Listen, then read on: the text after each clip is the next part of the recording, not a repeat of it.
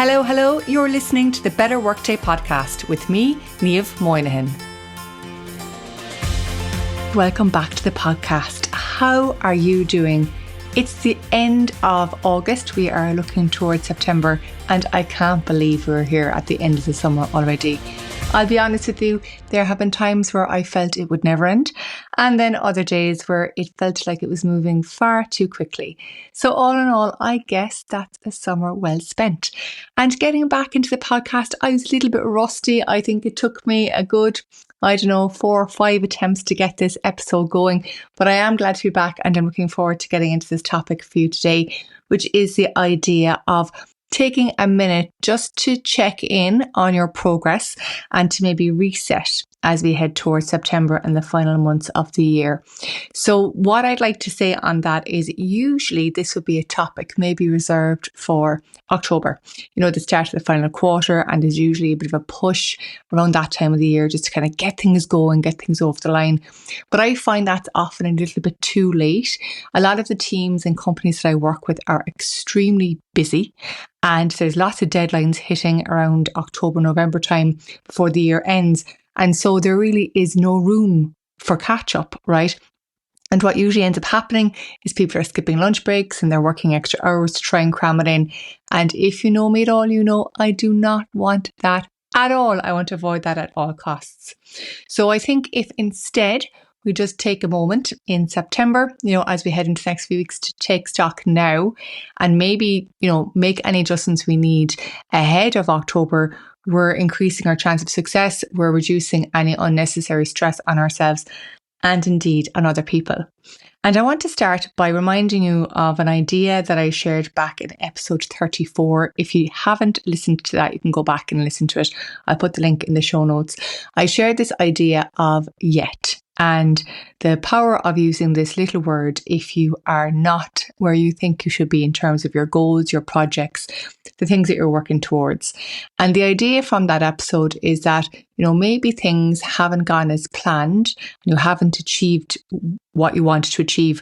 But by saying I haven't done it yet, it leaves you open to, changing that plan, getting back on track, and gives you hope that you can indeed still make your goal, all right? You can still achieve it. And so as we go through this episode, I'd like you to keep that in mind. Maybe you haven't got there, but it's just because you haven't got there yet. Now, as we take a look at your goals or what you're working towards, these might be a mix of professional goals. It might be some personal development stuff you're working on. It might be some things that you've set for yourself, or quite often, it's things that were assigned to you, right? And you're going to be in one of two camps. Either things are going really well, which is great. And if they are, I want you to take a minute to say, actually, if things are going really well, and as I head into the latter half of the year, I'm going to keep on going as I'm going. And that's a really good thing to be able to do, to be able to stop and say, look, things are going well. I'm doing a good job. Or maybe things haven't progressed as much. And if that's the case, don't worry, we're here today to maybe ask a few questions to get you back on track, as I said earlier. So the first thing I want you to consider is whether or not things are going well or not. I want you to ask, does this goal or project or target still matter? Is it relevant? Because we see this time and time again. The start of the calendar year or the start of the fiscal year, there's usually a couple of great initiatives, great ideas that seem brilliant. They seem like they're going to take over the world. And then once we get under the hood and once we start working on them and on other things, some goals they're just not as important anymore. We realise that maybe they're not going to create the impact we thought. We realise that the benefits aren't worth the cost of the investment, and so they slide down the scale. And if you've been working on something and it's no longer as important as it was, it's really good for you to identify this. Because if you are working away and if you're actually making great progress against a goal, if the goal no longer matters, that's time that you should be spending in other areas, okay? So maybe it's a cue for you to pare back what you're doing or to scale back the effort, all right?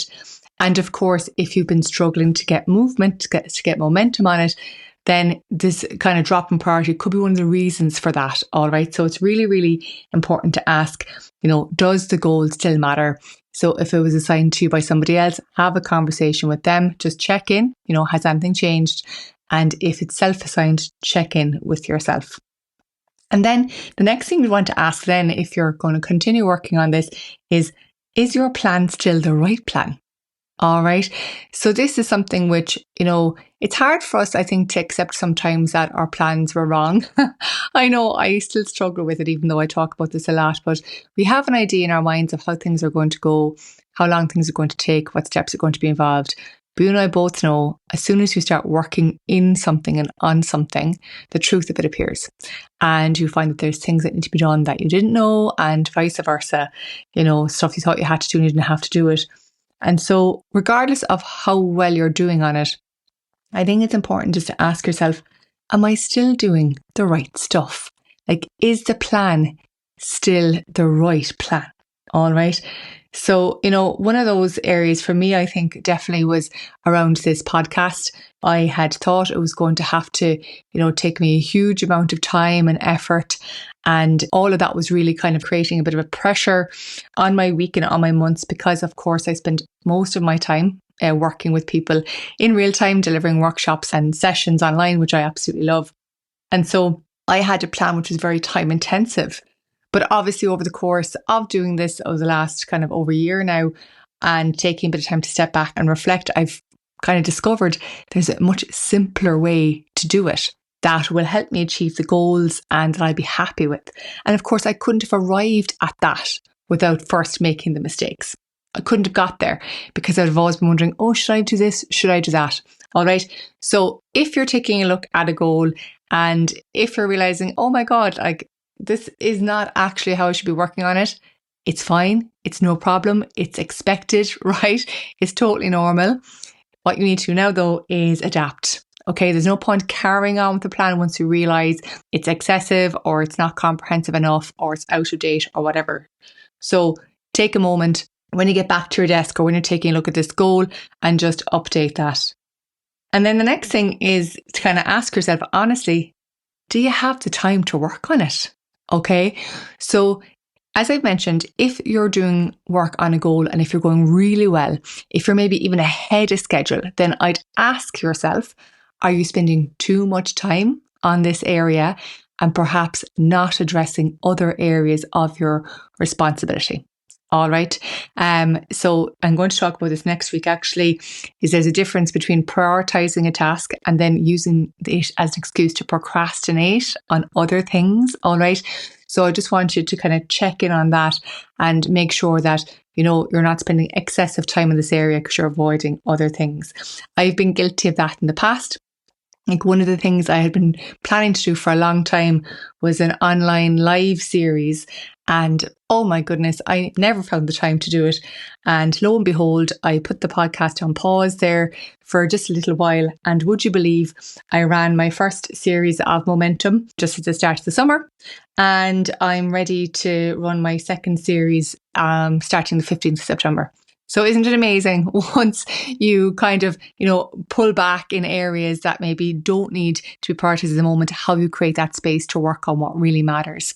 By the way, if you do want information on Momentum for yourself or your team, I'll put a link to the webpage in the show notes and in the description as well.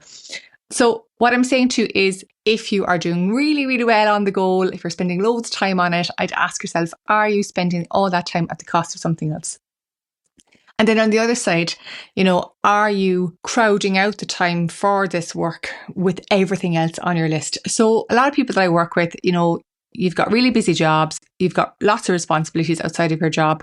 And then there's these goals or projects that we want to work on. And what usually happens is, all the business as usual stuff and all the meetings and all the commitments from other people, they all get put into the diary. And then we try and find little tiny pockets of time to work on the goals. And you wonder then, why they're not making progress. So what I'd like to say to you is, if you just decided to spend 1 hour a week on a goal, right, and put it in the calendar over the next 3 months, that'll be 12 hours of effort towards that goal, 12 hours of consolidated effort. Now, if you change that up a little bit and you say, Niamh, I need a bit more time. And if you just spend 30 minutes per day, okay, half an hour per day, per work day, right, in 12 weeks or 3 months, you'll have done 30 hours of effort against that, right? That's a lot of effort. That's a lot of time. And that's a lot of progress. So don't think that you need to block off full work weeks or take a month out or, do full offsite days, to achieve something. I know that in some cases that would be wonderful. I know in most cases that's just not going to be something that's going to happen. So instead, just take a look, again, depending on the effort that's required and the goal that it is. Maybe you'll do an hour of power once a week on that goal and you'll be surprised with the progress you'll make. Or just 30 minutes a day every weekday and you will make significant effort. All right. And so again, we're here now heading into September and you might say, well, Niamh, next week and the week after, for me, I'm looking at my calendar and they're absolutely packed. And I would say to you, this is exactly why we're looking at this now and not in October. All right. So I want you to go ahead in your calendar, maybe towards the end of September, the start of October, and start putting the time in for then. Okay. So put it in today for 3 weeks' time.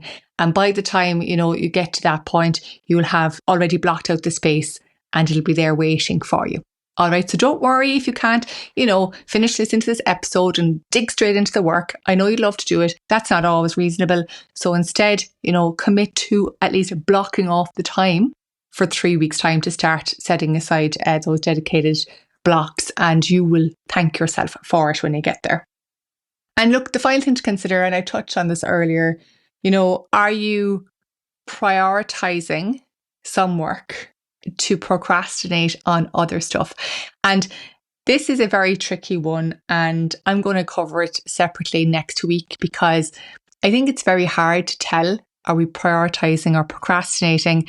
They are two sides of the same coin because, prioritizing is doing one thing above another and procrastinating is doing everything except the thing you should be doing. So they're completely linked. But we have to just be mindful of it and make sure that we're not letting things slide too far and we're not setting ourselves up for stress and overwhelm in the months ahead. In the meantime, what I'd like you to do now is, take a moment, think about the goals that you've been working towards over the last couple of months, couple of quarters. Regardless of where you're at with it, it's absolutely fine. You are where you are. The only thing you can do now is move forward. All right. And just decide for yourself, is the goal still relevant? Is the plan still the right time? And are you scheduling that time? Thank you for joining me on this week's episode of the Better Workday podcast. If you enjoyed the show, the best way you can support me is by giving the podcast a rating, leaving a comment, sharing this episode and subscribing wherever you get your podcasts so you don't miss the next episode. For more information and to sign up for my mailing list, head over to abetterworkday.com. Thanks again for listening, and I'll be back in your ears next week. Until then, stay well and have a better workday.